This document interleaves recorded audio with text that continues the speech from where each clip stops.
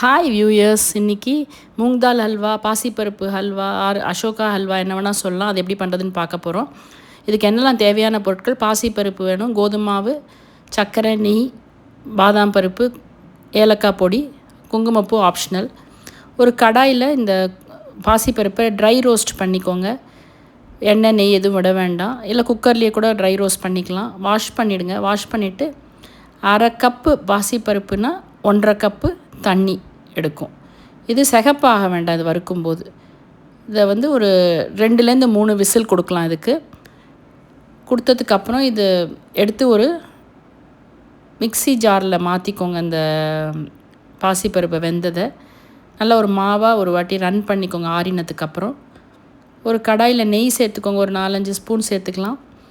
எப்படி 1/2 கப் வச்சுருக்கீங்க, அது எப்படி வேணால் பிரிச்சுக்கலாம். நான் 4 ஸ்பூன் போட்டிருக்கேன். அதோட ஆமண்ட் போட்டுட்டு நல்லா பாதாம் பருப்பை பொன்னிறமாக வறுத்துக்கோங்க.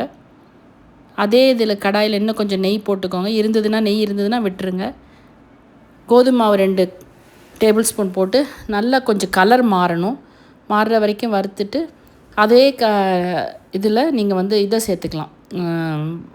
அரைச்ச பாசிப்பருப்பை சேர்த்து நல்லா ஒரு லம்பாக நல்லா வெந்து வரும். நல்லா வெந்ததுக்கு அப்புறம்தான் சர்க்கரை போடணும். இதுதான் ஒரு மெயின் டிப் எல்லா ஸ்வீட்லேயும்.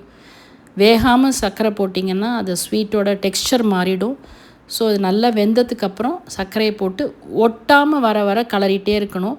அப்படி ஒட்டிச்சுன்னா நீங்கள் அந்த பேனோட ஒட்டும்போது நெய் சேர்த்துக்கலாம். கை கொஞ்சம் விடாமல் இதெல்லாம் கலரணும், அதர்வைஸ் தீஞ்சு போயிடும். இது ஒரு பந்து மாதிரி சுருண்டு பேன்லேருந்து தனியாக வரும். அது வரைக்கும் இந்த ஹல்வாவை கலரணும்.